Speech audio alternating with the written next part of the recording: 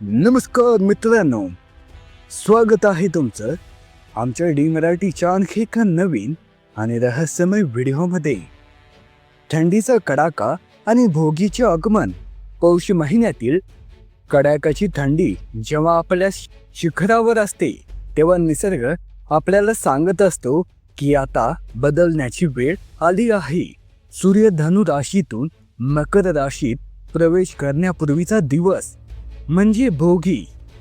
भोगी हा शब्द भुंज या धातूपासून आला आहे, ज्याचा अर्थ होतो उपभोग घेणे किंवा आनंद घेणे. या दिवशी निसर्गातून मिळणाऱ्या नवीन पिकांचा, अन्नाचा आणि ऊर्जेचा आनंद घेतला जातो.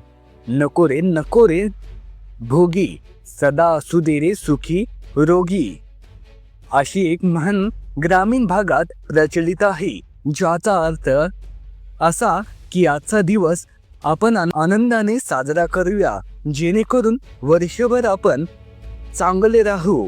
भोगीचे आध्यात्मिक आणि पौराणिक महत्त्व. हिंदू धर्मशास्त्रानुसार भोगीचा दिवस हा देवराज इंद्राला समर्पित असतो. इंद्र हा पावसाचा आणि शेतीचा देव मानला जातो. शेतकरी आपल्या सुबत्तेसाठी आणि चांगल्या पिकासाठी इंद्राची आराधना करतात. प्राचीन काळापासून अशी श्रद्धा आहे की या दिवशी इंद्राची पूजा केल्याने वर्षभर पाऊस चांगला पडतो आणि अन्नाची कमतरता भासत नाही.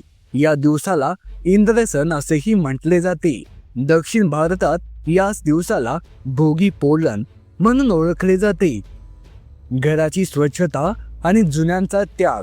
भोगीच्या दिवशी पहाटे लवकर उठून घराची स्वच्छता करण्याची प्रथा आहे. जुन्या निरुपयोगी वस्तू घराबाहेर काढल्या जातात. हे केवळ घराच्या स्वच्छतेचे प्रतीक नाही, तर आपल्या मनातील वाईट विचार आणि नकारात्मकता काढून टाकण्याचेही प्रतीक आहे. अनेक ठिकाणी पहाटे अंगणात शेकोटे पेटवल्या जातात, ज्याला भोगीचे शेकोटी म्हणतात. यामध्ये घरातील जुने लाकडी सामान किंवा कचरा टाकून तो जाळला जातो, जे जुन्या वाईटाचा नाश दर्शवते. भोगीची आंघोळ. अभ्यंग स्नान. या दिवशी पहाटे उठून गरम पाण्याने स्नान करण्याचे विशेष महत्त्व आहे. थंडीच्या दिवसात अंगाला तीळ लावून किंवा पाण्यात तीळ टाकून स्नान केल्याने शरीराला उष्णता मिळते आणि त्वचा सतेज होते. स्त्रिया या दिवशी अंगणात सुंदर रांगोळ्या काढतात आणि मुख्य दरवाजाला तोरणे लावतात. भोगीचे विशेष आहार. आरोग्यासाठी खान.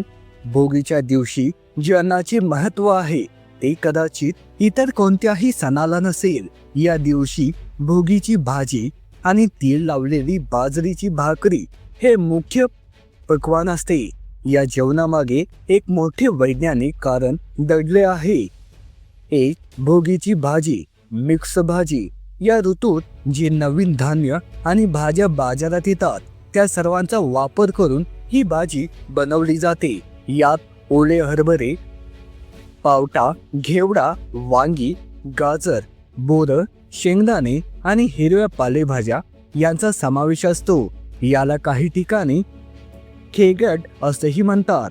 ही भाजी म्हणजे खऱ्या अर्थाने निसर्गाचे वरदान आहे, कारण यात सर्व प्रकारची जीवनसत्वे मूलभूत प्रमाणात असतात. 2. बाजरीची भाकरी. बाजरी ही निसर्गाने उष्ण मानले जाते. थंडीच्या दिवसात शरीराचे तापमान टिकवून ठेवण्यासाठी बाजरी खाणे अत्यंत फायदेशीर असते.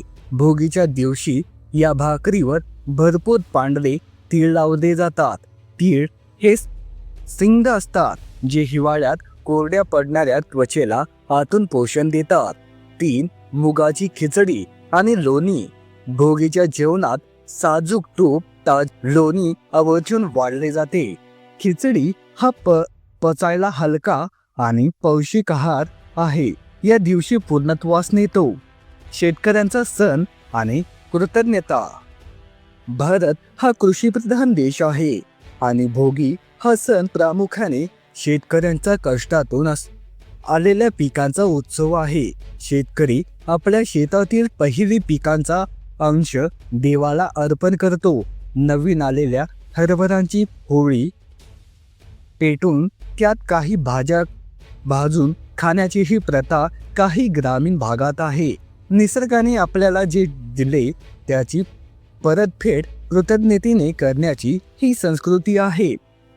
सामाजिक एकता आणि सण साजरा करण्याची पद्धत भोगी हा सण कुटुंबाला एकत्र आणणारा सण आहे. या दिवशी घरातील सर्व सदस्य एकत्र बसून जेवतात. एकमेकांना तिळगुळ देण्याची सुरुवात याच दिवसापासून होते. तिळगुळ घ्या, गोड गोड बोला हा संदेश जरी संक्रांतीचा असला तरी त्याची तयारी भोगीपासूनच सुरू होते. महाराष्ट्रात, विदर्भात, खानदेशात आणि मराठवाड्यात भोगी साजरी करण्याची पद्धत थोड्या वेगळ्या असल्या तरी त्यामागचा उद्देश एकच असतो. वैज्ञानिक दृष्टिकोन हिवाळ्याच्या दिवसात मानवी शरीरातील पचनशक्ती मंदावते आणि त्वचा कोरडी पडते. भोगीचा आहार हा पूर्णपणे या समस्यावर उपाय म्हणून डिझाईन केलेला आहे. तीळ आणि बाजरी उष्णता देतात, तर मिक्स भाजी शरीराला फायबर आणि मिनरल्स पुरवते. निसर्गातील बदलांशी जुळवून घेण्यासाठी आपल्या पूर्वजांनी ही सण परंपरेची रचना केली आहे. नव्या ऊर्जेचा संकल्प भोगी म्हणजे केवळ खाण्यापिण्याचा सण नाही, तर तो आहे आपल्या मुलांकडे परत जाण्याचा दिवस. निसर्गाचा आदर करणे, शरीराची काळजी घेणे आणि समाजाशी प्रेमाने जोडले जावे हेच या सणाचे खरे सार आहे. आपण कितीही प्रगत झालो तरी मातीशी असलेले हे नाते आपल्याला नेहमीच समृद्ध करत असते. हा व्हिडिओ आवडला असेल तर लाईक करा. चॅनलवर नवीन असाल तर सबस्क्राईब करा. भेटूया पुढच्या व्हिडिओमध्ये. धन्यवाद.